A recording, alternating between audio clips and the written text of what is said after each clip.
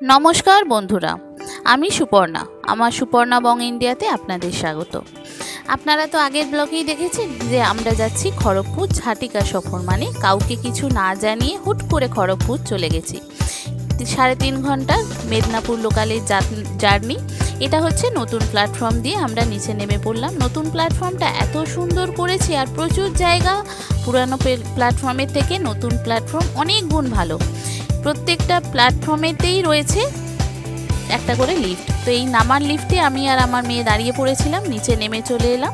এখান থেকেই টোটো অটো যা পাবো তাই ধরেই যাব। তো আপনারা দেখেছিলেন আগের ব্লকে একটা রিক্সা পেয়েছি, দাম দর করে 70 টাকার মতো নিল। আমাদের আগে নিত 50 টাকা। এখন যাই হোক, সব কিছুরই তো দাম বেড়েছে, ওদেরই বা দামটা বাড়বে না কেন? তা বলে 200 দেব না, 70 টাকাতে আমাদের রফা হলো, আমরা যাব বাড়ি। তো এখান থেকেই আমরা এই নতুন প্ল্যাটফর্মে যারা দাঁড়িয়েছিল এখান থেকে তো নিলাম না, পুরানো প্ল্যাটফর্মের দিকে গেলাম। যেখানে টিকিট কাউন্টার আছে ওখানে দেখবেন প্রচুর রিক্সাওয়ালা দাঁড়িয়ে থাকে, ওরা একটু ঠিকঠাক দামই নেয়। তো ওইখানেই চলে গেলাম, ওখান থেকেই রিক্সা পেয়ে গেলাম। আর যেতে যেতে আপনাদেরকে সমস্ত কিছু খড়গপুরে যতটা দেখতে পাচ্ছি দেখাবো। অ্যাকচুয়ালি বর্ষাকাল তো, রাস্তা খুব এবড়ো খেবড়ো হয়ে গেছে। বন্ধুরা, আমার ব্লগটি যদি ভালো লাগে তাহলে আমার চ্যানেল সুপর্ণা বং ইন্ডিয়াকে অবশ্যই সাবস্ক্রাইব ও ফলো করে দেবেন, আর পাশে থাকার বেল আইকনটি অবশ্যই অন করে দেবেন। তাহলে ভিডিও আপলোডের সাথে সাথেই আপনাদের কাছে নোটিফিকেশান চলে আসবে ভিডিও আপলোডে। কেমন হলো আজকের ব্লগটা অবশ্যই জানাবেন, ভালো লাগলে একটা লাইক ও শেয়ার করে দেবেন। এই যে আমরা চলে গেলাম এখান থেকে টোটো খুঁজতে খুঁজতে নতুন প্ল্যাটফর্মের দিকে। স্টেশনে যে টিকিট কাউন্টার আছে সেই টিকিট কাউন্টারের সামনে প্রচুর রিক্সাওয়ালা দাঁড়িয়ে থাকে, ওখান থেকেই নিলাম। আর ওই টিকিট কাউন্টারের পিছন দিকটাই হচ্ছে বাস স্ট্যান্ড, অটো স্ট্যান্ড, সমস্ত কিছু। এইটা আপনাকে ঘুরে আসতে হয়, যেহেতু প্ল্যাটফর্মটা একদম শেষের দিকে।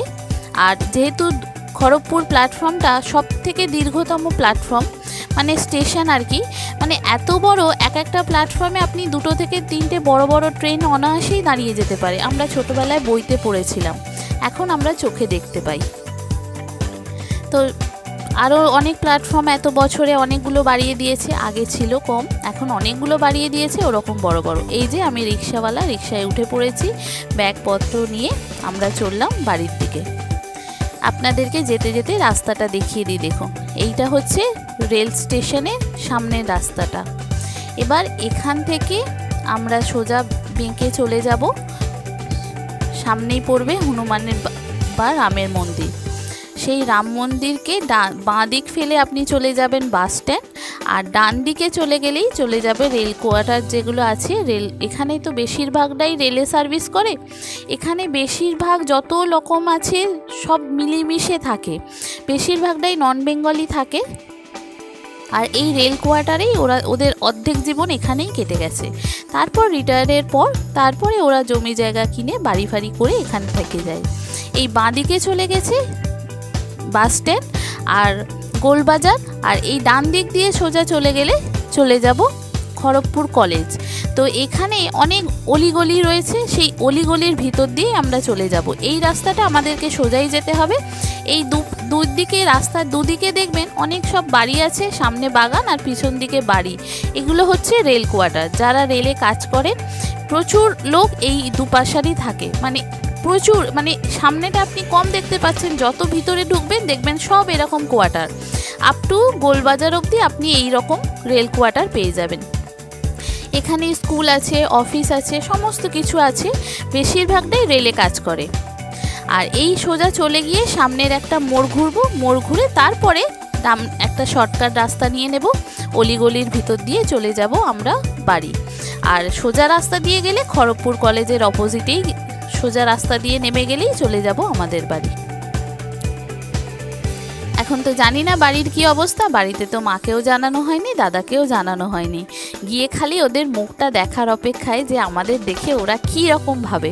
কখনোই বুঝতে পারেনি, এত বছর বিয়ে হয়েছে আমরা প্রত্যেকবারই এসছি, জানিয়েই এসছি যে মা 2টো ভাতের চাল বেশি নিয়েও আমরা যাচ্ছি। মা এক গাদা রান্না করে রাখতো, মাছ, শাক, ভাজা ভুজি, অনেক কিছু, টক। মায়ের আবার টক না হলে ভাত খাওয়া চলে না, ওই জন্য টক মাস্ট, যে কোনো টক, তেঁতুল ফুলের চাটনি পর্যন্তও করে মা খায়, এত টকের ভালোবাসে। তো আমাদের যেহেতু বলে যাওয়া হয়নি সেজন্য একটু টেনশন করছি যে কি হয়, গিয়ে আবার রান্নাও করার একটা ব্যাপার আছে। নিশ্চয়ই বলবে আগে থেকে বললে একটু রান্না করে রাখতাম, নাতনি যাচ্ছে বলে কথা, একমাত্র নাতনি। এই যে আমরা চলে এসেছি, এটা হচ্ছে ইন্দা বাজার। এই ইন্দা বাজারের পাশ দিয়েই একটা রাস্তা চলে গেছে, সেটা দিয়েই আমরা চলে যাব।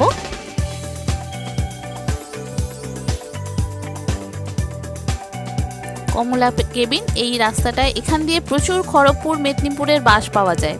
মেদিনীপুর বলুন, পশ্চিম মেদিনীপুর, পূর্ব মেদিনীপুর, দীঘা, কাঁথি সমস্ত বাস কিন্তু আমাদের এই রাস্তার উপর দিয়ে যায়। আপনি যদি কখনো এটা দিয়ে যান দেখবেন এই খড়গপুর কলেজের উপর দিয়েই সমস্ত বাস যাচ্ছে। এই যে মোড়টা ঘুরবো এটা হচ্ছে কমলা কেবিন। এই কমলা কেবিনে হচ্ছে আমার সেজো মা শাশুড়ির বাড়ি। এই সেজো মা শাশুড়ির বাড়ির পাশের গলি দিয়েই আমরা শর্টকাটে বেরিয়ে যাব। আর এই সোজা রাস্তাটা দিয়ে গেলে কিন্তু খড়গপুর কলেজ, জাস্ট 2-4 মিনিট, তারপরেই গলি দিয়ে ঢুকে গেলেই আমাদের বাড়ি। এখানে রাস্তাটা বর্ষাকাল এমনি এবড়ো খেবড়ো, সবই তো জানেন রাস্তাঘাটের অবস্থা কি। তো এই রকমই এবড়ো খেবড়োতেই আপনাদেরকে আমি ভিডিওটা দেখাচ্ছি, কিছু মনে করবেন না। রিক্সাওয়ালা যতটা পেরেছে আমাদেরকে বাঁচিয়ে সাবধানে নিয়ে গেছে। আর এমনিই গরম প্রচণ্ড ছিল, রাস্তাঘাট খুবই ফাঁকা ছিল, প্রায় 11:30 বেজে গেছে আমাদের বাড়ি যেতে যেতে। আর সবথেকে বড় কথা আপনাদেরকে একটা জিনিস দেখাই, খড়গপুরের বাড়িগুলো এত সুন্দর, প্রত্যেকটা বাড়ির ডিজাইন কিন্তু আলাদা। আর প্রত্যেকটা বাড়িতে সামনে কিন্তু একটু করে বাগান, আর পিছন দিকটায় বাড়ি। প্রত্যেকটা বাড়িতে দেখবেন একটু করে বাগানের ছোঁয়া থাকেই। সেই জন্য আমার খড়গপুরে আসলে এখানকার বাড়ি ঘরদোর সব দেখতে খুব ভালো লাগে। এটা রামকৃষ্ণপল্লী দুর্গা মন্দির। আমরা এখানে ঠাকুর দেখতে আসি, এখানে ভালো ঠাকুর হয়। এখানে বেশিরভাগটাই সারদা পল্লী, তারপরে রামকৃষ্ণপল্লী, তারপরে বিবেকানন্দ পল্লী, প্রত্যেকটা মহিষীদের নাম করেই এক একটা পল্লী এরকম রয়েছে। মানে আমরা যেমন পাড়া বলি, এটা হচ্ছে পল্লী। তো প্রত্যেকটা বাড়িতেই দেখবেন সামনে একটু করে বাগান রয়েছে, একটু করে গাছ রয়েছে, আর পিছন দিকটায় বড় বড় সব বাড়ি। আর এখানের বাড়িতে সব থেকে জিনিসপত্র, একটা নতুন জিনিস দেখবেন, সামনে দিয়ে দোতলা ওঠার সিঁড়ি। মানে যারা বেশিরভাগটাই রিটায়ারমেন্ট পারসন আর বেশিরভাগটাই রেলে চাকরি করেন, তো নিচের তলাটা সবাইরই বেশিরভাগ ভাড়া দিয়ে দেওয়া রয়েছে, আর দোতলাতে থাকেন যারা বাড়ি। তো সেই জন্য নিচের তলাতে কোনো সিঁড়ি নেই, যা সিঁড়ি বাইরের দিক দিয়ে সিঁড়ি করে যাওয়ার সিঁড়ি হচ্ছে দোতলায় ওঠার। যারা মানে বাড়ির মালিক তারা কিন্তু বাইরের দিক দিয়ে সিঁড়ি দিয়ে দোতলায় উঠে যান, আবার ভিতরের সিঁড়ি দিয়ে চলে যান ছাদে। মানে ভাড়াটিয়ারা একদিকে বেরোবেন আর যারা বাড়িওয়ালা তারা একদিকে বেরোবেন। এই রকমই হচ্ছে খড়গপুরের বাড়ির সিস্টেম। আপনি গেলেই দেখতে পাবেন বেশিরভাগটাই বাইরের দিক দিয়ে সিঁড়ি। তো আমরা এই মোড় ঘুরে গলির ভিতর দিয়ে চলে যাব। রাস্তা খুবই খারাপ, বর্ষায় জল জমে জমে আরও খারাপ হয়ে গেছে রাস্তা।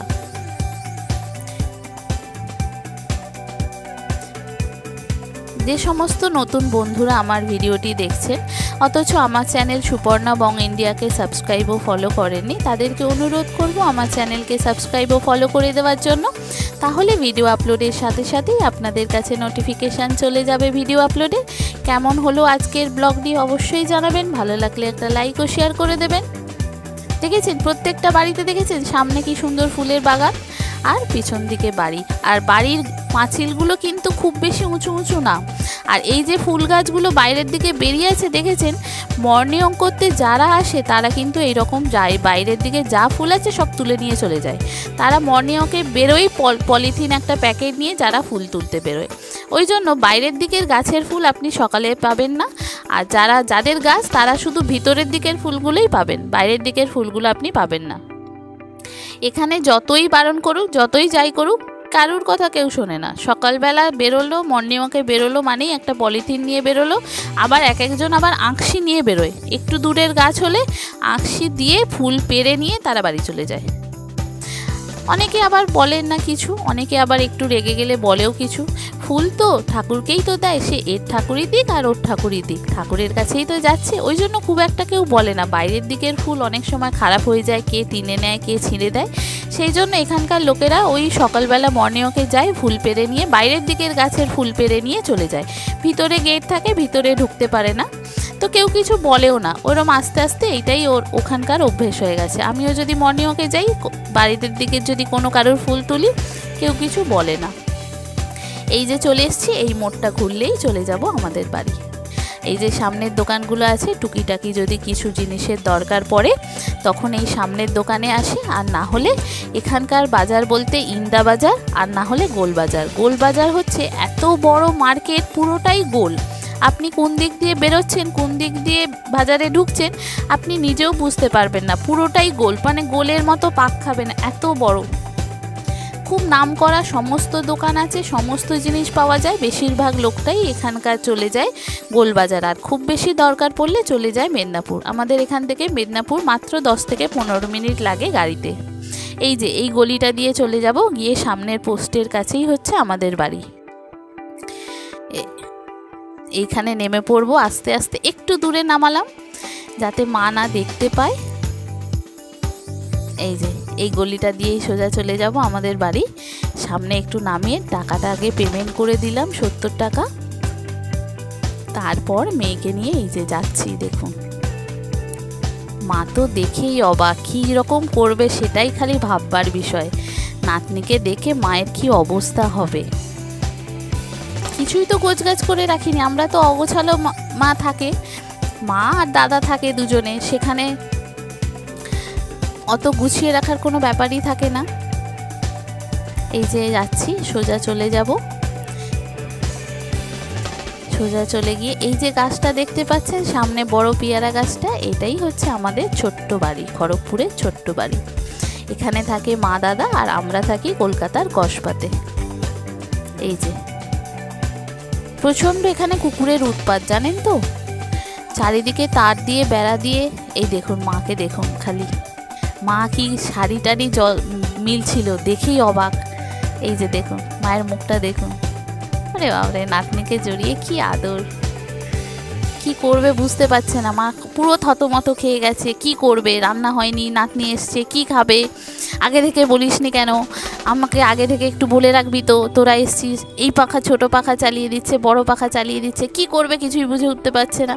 আপনাদেরকে পরে ঘুরে দেখাবো বাড়িটা। আজকে এই পর্যন্তই। কেমন হলো আজকের ব্লগটা অবশ্যই জানাবেন, ভালো লাগলে একটা লাইক ও শেয়ার করে দেবেন। এই দেখুন বাইরে থেকে দেখাই, এখানে ফুল গাছ, আগে অনেক গাছ ছিল, এখন আর কোনো গাছ নেই। এই পেয়ারা গাছটা আছে, একটা শিউলি ফুলের গাছ আছে, আর ফুলের জন্য জবা গাছ, আর এই গাছ আছে। এই হচ্ছে আমাদের পাশাপাশি প্রতিবেশী, কেউই বাঙালি না। এটাই হচ্ছে সবথেকে বড় ব্যাপার। সবাই রেলে চাকরি করতেন, কেউ পুলিশে চাকরি করতেন, কেউ ইলেকট্রিক সাপ্লাইতে চাকরি করতেন, সবাই কাকু কাকিমারা সবাই রিটায়ার্ড পারসন, কিন্তু কেউ বাঙালি না, সমস্ত কিছুই নন বেঙ্গলি। কেমন হলো জানাবেন, ভালো লাগলে একটা লাইক ও শেয়ার করে দেবেন। থ্যাংক ইউ বন্ধুরা।